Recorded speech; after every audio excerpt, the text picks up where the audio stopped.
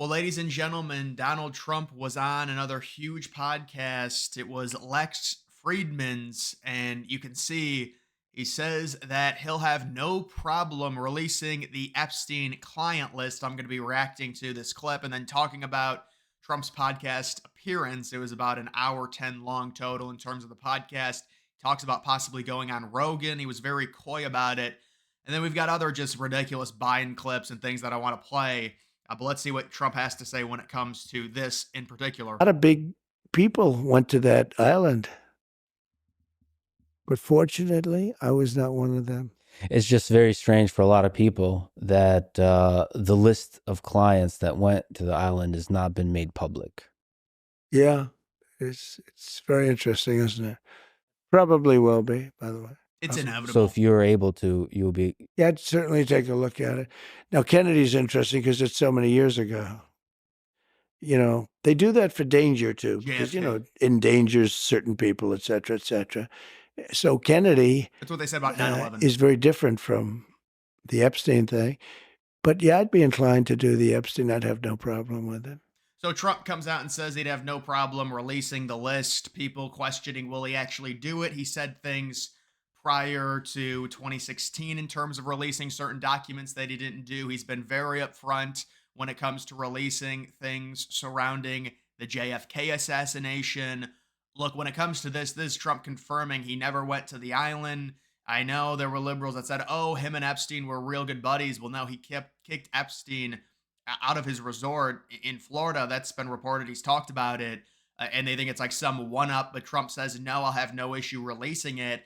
The problem with getting the list out is when you've got something like that and there's a lot of very big, powerful people attached to it, getting that actually out into the public, while we think, I mean, and I do think it is inevitable, it will happen at some point.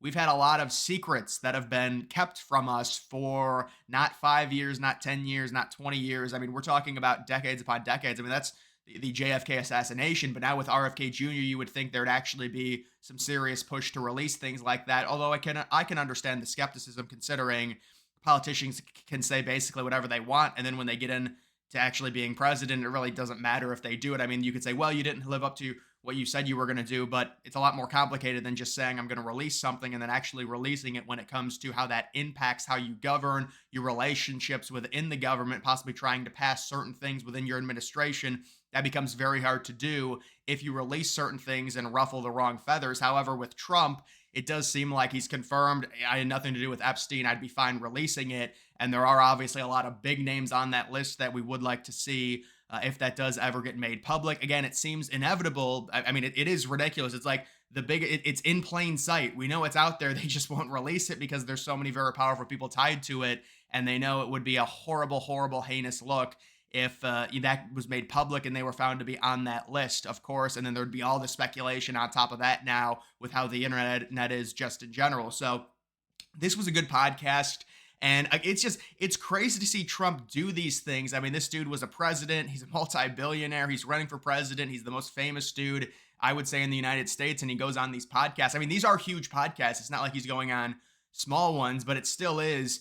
It's just this odd moment where you normally don't see politicians do things like this. It just doesn't happen. I mean, obviously with Kamala Harris, it's the complete opposite extreme. And with Biden, it was as well. Really, I think because Biden could barely talk. I mean, again, you don't want to compare them because there's no sense. Biden's not running anymore for obvious reasons, but it's like, it is funny to me how, we had to sit here and argue for 3 months why Trump was better than Biden, and then they just pulled the plug on Biden while all of them were trying to argue that Biden was better, and now they just say, oh, no, we're sorry, now Kamala is better. It's just funny how that works. But either way, it's just like, could Biden sit here for an hour and talk? No, he can't. He can barely talk for 5 minutes. There's another clip of him today where he just looks totally dazed. His handlers are telling him, don't answer any questions. Don't talk to anyone. You've got Kamala Harris with her AirPods in, her headphones in. And then she's like, pretends to be on the phone. She's got her headphones in and she's on the phone at the same time, just totally trying to create excuses for why she can't talk to the press. And I can pretty much guarantee you that her handlers have probably told her, look, it is not a good look for you to just completely ignore the press as you walk by when you're getting onto an airplane or when you're going somewhere in transit and you see 4 or 5 press members that are shouting questions at you and as you keep walking by. So you need to have something in your ear. So it's like this excuse as to why you can't hear them or answer their questions. I can pretty much guarantee you that's why she's doing all these things. And it's funny how it actually wasn't AirPods because it'd be hard to see. So it has to actually be, they've got the wires on them. So it's like, oh yeah, she really can't talk, guys. She's listening to music. It's all ridiculous. She just doesn't want to answer questions. And I mean, I think I've got this. Well, here's this. This should be disqualifying. 34 interviews for Trump and Vance. Vance has done an interview on Sunday, for like 5 straight weeks, he did a Sunday interview with liberal networks. We remember Dana Bash, the interview that she did with him. She was horrible to Vance. It was like she was like a Democrat. And of course you could say, well, CNN, they are Democrats, but it's like you're trying to interview them one-on-one. And then we see how she was against Kamala Harris. It's like Kamala Harris endorses the wall, and then you don't ask her about that. It's like, why did you endorse the wall in Trump's border policy? Do you want to ask? No, you don't want to ask her about that. Okay. But 34 interviews to 1 interview. That was since August 6th. So the Trump-Vance team at 34. And obviously it was Harris and Waltz, and they combined to do that 1 interview. So that this is saying that they've done 0 interviews solo. Waltz has not done a single solo interview. Harris has not done a single solo interview. They both spoke for significantly less than Trump and Vance during their respective conventions, where Harris was speaking for 30 minutes and 15 of it was a sob story. There was very little policy. They were just going at Trump. With Waltz, it was like 12 minutes, so God knows you can't really fit anything into that. Vance was around 30 to 45 minutes. Trump was an hour and a half. They're hiding it. And I thought the reports were, there's no way it could be real that they're actually not going to give any policy before the election. That's simply ridiculous. That's disqualifying. Well, if you look at their website, and we were doing this weeks ago, and I thought, okay, this is what I thought. I said, during the convention, they'll do their big reveal. They'll post everything. And I believe the website is still blank to this day. And so you have to wonder, are the leaks correct where they said that the Democrats were saying, their strategists were like, do not say anything about policy. You go down when you talk about policy because it's all communist crap. There was a clip, and I might have to do a separate video on this because it's so mind-blowing. And I'm surprised I didn't see this, but it was from 3 days ago, where it's Kamala Harris basically confirming that the Democrats will try, and she should not have said this. This is a very dumb thing to say, but she's confirming that they will try and shut down X just like Brazil did. And you have Tim Waltz, one of Tim Waltz's people, like very happy and joyous of what's going on in Brazil. These people are admitted communists. Like that's not, oh, you're over dramatic. And I'll do a separate video explaining all of that. Like this is serious. Like they endorse what's going on in Brazil. Remember what happened in the UK? It came out that they were very envious of the amount of power that the UK government had over their citizens. A lot of the liberals here, they saw that and they got like horny over the power that the UK government has, because all of these people are just mass government fiends. They want government to have power over everyone. It has to be liberal. It has to be, we have to import so many people into this country because, oh, the white people have taken everything. It's so disgusting. We have to punish ourselves. I mean, that's really what it is. It's self-hate, it's self-guilt, and it's punishing yourself by bringing in people that hate you and hate your culture, and you have to adjust to them. They don't adjust to you. If you say that the immigrants coming in must adjust to you, that's racist. No, you have to adjust to them, and then that creates what's happened in the UK, and then they arrest kids for tweeting out emojis and things like that, and they started doing that. And then liberals got horny over it, and they're like, man, we wish we had that power here in the United States. And now you get Kamala Harris, who slips up and says, yeah, we're probably going to try and ban X, or there's going to be major government regulation over it, which she shouldn't have said. And then people say, well, if they're really going to, listen, I want to do a separate video on this, but people are like, well, this is what liberals say to cope.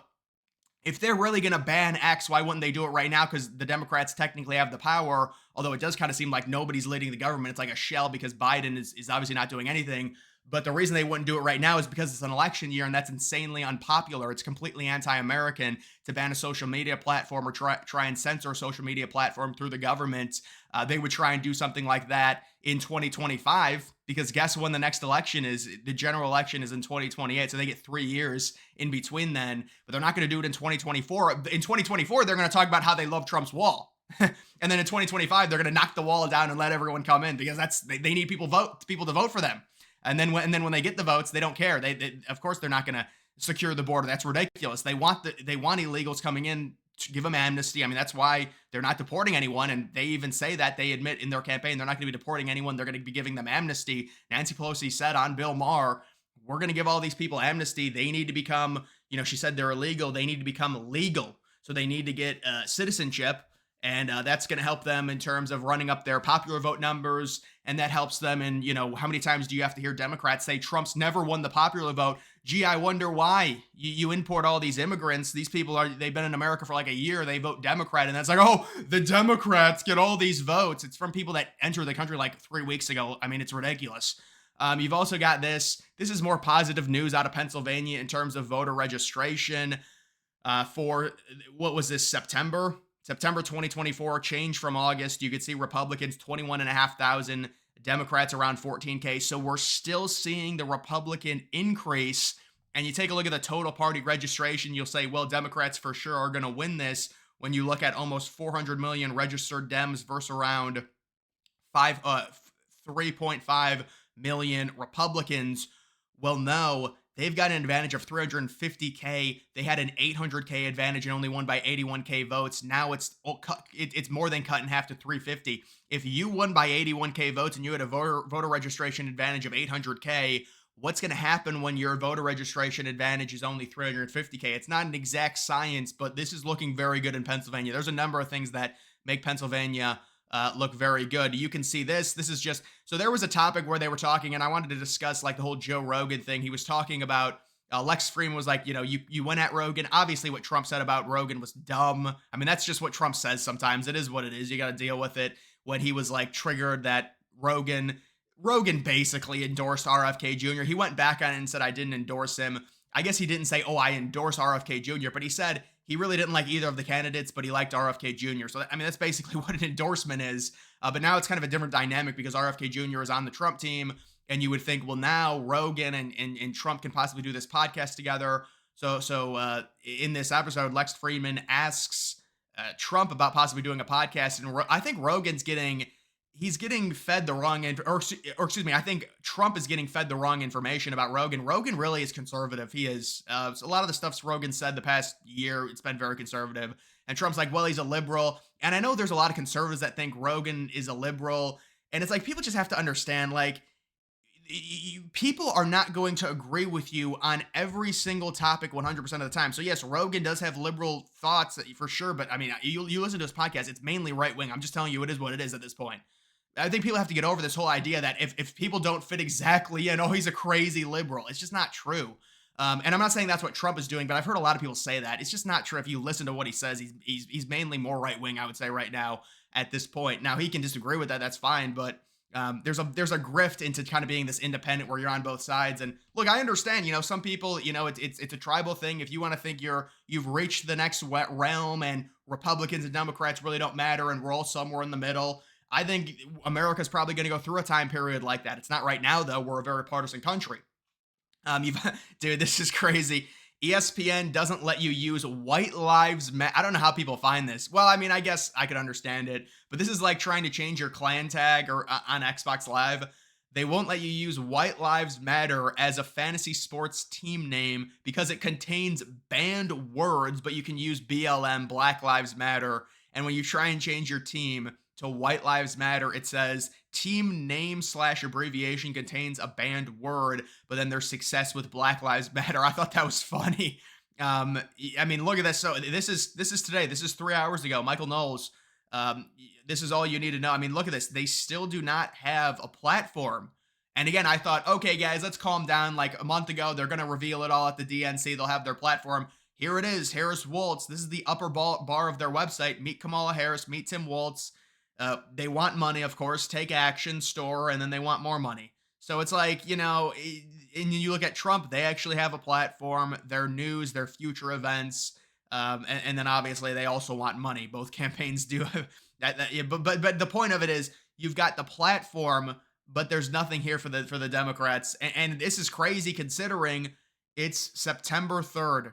Think about this, September 3rd, October 3rd. I mean, it's 2 months and 2 days before the election. And they do not have a platform on their website. And you would say, well, they talk about, what they want all the time, but they don't do interviews. They run from interviews. Now they've got her wearing headphones to try and use it as like a tactic for why she can't talk to the media. Oh, she's on a phone. Remember, I mean, she got caught. She had her headphones in, and then her headphones were in, and then she's got the phone like she's taking a call.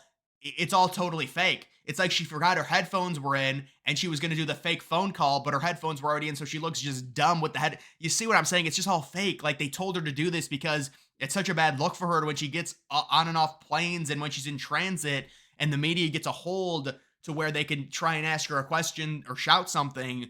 And they're like, this is a bad look. You need to do something about it. And that's what they do. So, Trump's response to being asked if he fears death, it is what it is. Yeah. With Trump at this point, getting up there at 78, obviously what happened to him. And wait, you know what, dude? I don't remember what happened to him in July. I guess that's what liberals want, right? But wait, what happened on July 13th? I think, I don't know. I think maybe a feather might have hit Trump or something. I don't know. No. It was the far right. It was the Republican kid. Yeah. The kid who posted on Gab all basically Biden talking points, but he's a registered Republican, guys. Don't worry.